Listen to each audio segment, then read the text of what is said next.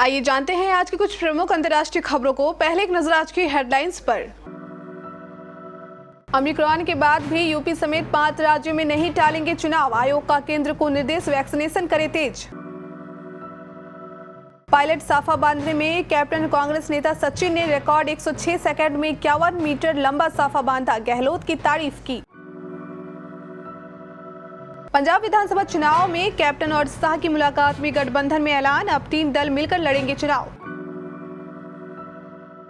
दिल्ली में फूटा कोरोना बम, 24 घंटे में 331 नए मामले, 1 मरीज की मौत, संक्रमण दर बढ़कर 0.68% हुई। उत्तराखंड और केरल में नाइट कर्फ्यू जारी। योगी मोदी की रैली पर वरुण का निशाना, बोले रात में कर्फ्यू लगाना और दिन में रैलियों में लाखों लोगों को बुलाना ये समझ से परे हैं।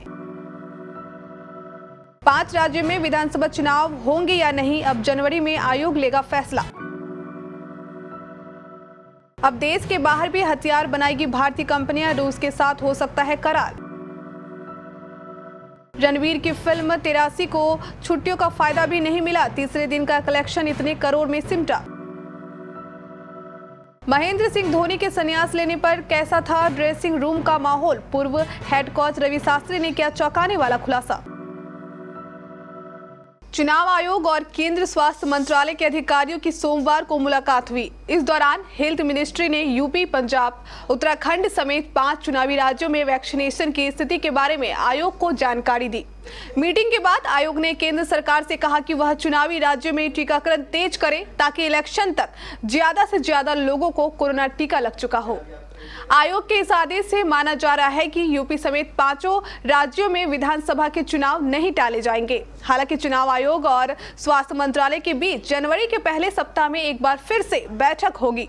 इस मीटिंग में चुनाव को टालने या कराए जाने पर अंतिम फैसला हो सकता है। राजस्थान के पूर्व डिप्टी सीएम सचिन पायलट ने 51 मीटर लंबा साफा करीब 1.5 मिनट में बांध सभी को हैरत में डाल दिया। पायलट रविवार को टोंक के धांस गांव के दौरे पर थे। यहां गांव में विकास के काम मंजूर होने पर गांव के लोगों ने 51 फीट लंबा साफा बांध उनका स्वागत किया। इसके बाद पायलट ने रिकॉर्ड 1 मिनट 46 सेकंड में 51 मीटर लंबा साफा खुद बांधकर ग्रामीणों को हैरत में डाल दिया। पायलट ने बाद में साफा पास ही खड़े बुजुर्ग ग्रामीण समर्थक के सिर पर बांध दिया। पायलट ने ग्रामीणों के सामने 51 मिनट लंबा साफा अच्छे से बांधकर उनके जैसा होने का एहसास करवाया। फील्ड दौरे में सभी नेता साफे बंधवाते हैं, लेकिन इतना लंबा साफा कम ही पहनाया जाता है। पायलट ने यहाँ केंद्र सरकार पर हमला बोला, वहीं अपने धुर विरोधी सीएम अशोक गहलोत की तारीफ की। कांग्रेस से अलग होकर पंजाब लोक कांग्रेस पार्टी बनाने वाले कैप्टन अमरिंदर सिंह सोमवार को गृह मंत्री अमित शाह से मिलने दिल्ली पहुंचे। दिल्ली स्थित उनके आवास पर दोनों नेताओं के बीच पंजाब में आगामी विधानसभा चुनाव को लेकर बातचीत हुई। बैठक के बाद केंद्रीय मंत्री गजेंद्र शेखावत ने बताया कि भाजपा अमरिंदर सिंह और सुखदेव सिंह ढींढसा की पार्टी एक साथ मिलकर पंजाब विधानसभा चुनाव लड़ेगी। उन्होंने बताया कि सीट बंटवारे और घोषणा पत्र जैसे मुद्दों पर चर्चा के लिए प्रत्येक पार्टी के 2 सदस्यों की एक समिति बनाई जाएगी। गृह मंत्री अमित शाह के आवास पर भाजपा राष्ट्रीय अध्यक्ष जेपी नड्डा भी मौजूद रहे। हालांकि भाजपा पहले ही घोषणा कर चुकी है कि वह अमरिंदर सिंह की पार्टी के साथ गठबंधन में पंजाब चुनाव लड़ेगी। दिल्ली में कोरोना के मामलों में वृद्धि का दौर लगातार जारी है। सोमवार को दिल्ली में कोरोना के 331 नए मरीज मिलने के बाद यहां संक्रमितों का कुल आंकड़ा 14,43,000 के पार पहुंच गया है। इसके साथ ही पॉजिटिविटी दर भी बढ़कर 0.70% के करीब पहुंच गई है। वहीं अगर एक्टिव केसों पर नजर डालें तो यह भी बढ़कर 1300 के करीब पहुंच गए हैं। राजधानी में अब कोरोना वायरस संक्रमण के एक्टिव केस भी एक बार फिर से बढ़कर 1289 हो गए। वहीं अब तक कुल 14,17,288 मरीज इस महामारी को मात देकर कोरोना मुक्त हो चुके हैं। इसके साथ ही अब तक मरने वालों की संख्या 25,106 हो गई है। भारत में कोरोना के नए वेरिएंट ओमिक्रॉन के मामले लगातार सामने आ रहे हैं। रविवार को ओमिक्रॉन का आंकड़ा 500 को पार कर गया है।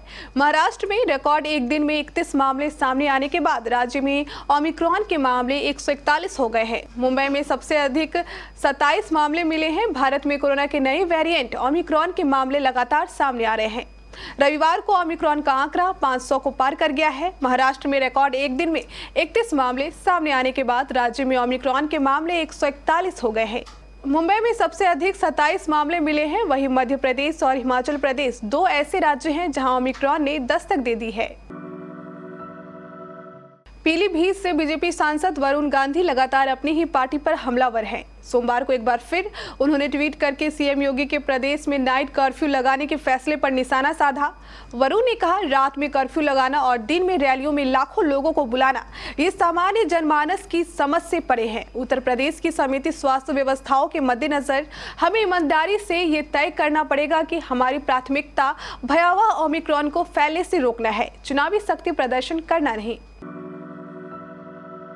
5 राज्यों में 2022 में होने वाले विधानसभा चुनाव को लेकर अब जनवरी में फैसला होगा। चुनाव आयोग स्वास्थ्य विभाग के अधिकारियों के साथ जनवरी 2022 में एक और बैठक करेगा। इसके बाद तय किया जाएगा कि चुनाव कराए जाए या फिर उन्हें स्थगित कर दिया जाएगा। दरअसल सोमवार को चुनाव आयोग ने स्वास्थ्य विभाग के अधिकारियों के साथ अहम बैठक की। इस बैठक में 5 राज्यों उत्तर प्रदेश, उत्तराखंड, गोवा, पंजाब व मणिपुर में कोरोना व ओमिक्रॉन के बढ़ते मामलों पर चर्चा की गई। इन राज्यों में 2022 में विधानसभा चुनाव कराए जाने हैं। भारत और रूस के बीच इसी महीने की शुरुआत में हुए 2+2 डायलॉग में देश के बाहर हथियारों के निर्माण को लेकर सहमति बनी है।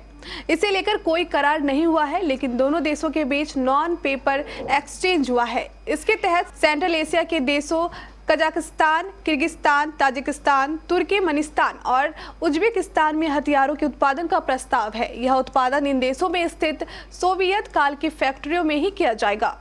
इकोनॉमिक टाइम्स की रिपोर्ट के मुताबिक दोनों देशों के बीच इसे लेकर सहमति बनी है और आने वाले दिनों में इस प्रस्ताव पर आगे बढ़ सकते हैं। बता दें कि PM Narendra Modi central Asia के देशों को भारत के विस्तृत पड़ोसियों को दर्जा दे रहे हैं। हाल ही में इन देशों के विदेश मंत्रियों की मीटिंग भी दिल्ली में बुलाई गई थी। रणवीर सिंह की फिल्म 83 लंबे समय के इंतजार के बाद बीते शुक्रवार को रिलीज हुई। रणवीर सिंह दीपिका पादुकोण की फिल्म 83 का खूब प्रमोशन किया था और फिल्म समीक्षकों ने कहानी से लेकर कास्ट की एक्टिंग तक को खूब सराहा था, लेकिन बॉक्स ऑफिस पर इस फिल्म का जादू नहीं चल पाया। क्रिसमस के मौके पर रिलीज हुई फिल्म को न तो क्रिसमस का फायदा मिला, न ही रविवार की छुट्टी का। फिल्म ने पहले दिन में भारत में कुल 12 करोड़ 64 लाख रुपए की कमाई की थी। इसमें सबसे ज्यादा कमाई फिल्म की महाराष्ट्र में 2 करोड़ 82 लाख रुपए की और दूसरे नंबर की कमाई दिल्ली यूपी में 2 करोड़ 50 लाख रुपए की हुई। भारतीय क्रिकेट टीम के पूर्व कप्तान महेंद्र सिंह धोनी ऐसे फैसले लेते हैं जिसकी लोगों को कम ही उम्मीद होती है। चाहे वह 2007 टी20 विश्व कप फाइनल का अंतिम ओवर जोगिंदर शर्मा को देने के बारे में हो या 2011 विश्व कप फाइनल में फॉर्म में चल रहे युवराज सिंह से आगे बल्लेबाजी के लिए आना हो। धोनी क्या करते हैं ये सिर्फ वही जानते हैं। धोनी को हमेशा चौंकाने वाला फैसला लेने के लिए जाने जाते हैं। उन्होंने साल 2014 में 33 साल की उम्र में अचानक टेस्ट क्रिकेट से संन्यास लेने का ऐलान कर दिया था। भारतीय टीम उस समय ऑस्ट्रेलिया दौरे पर थी और रवि शास्त्री भारतीय क्रिकेट टीम के डायरेक्टर थे। शास्त्री ने धोनी के टेस्ट क्रिकेट से संन्यास लेने को लेकर चौंकाने वाले खुलासे किए हैं। माही ने अपना आखिरी टेस्ट मेलबर्न क्रिकेट ग्राउंड पर खेला था।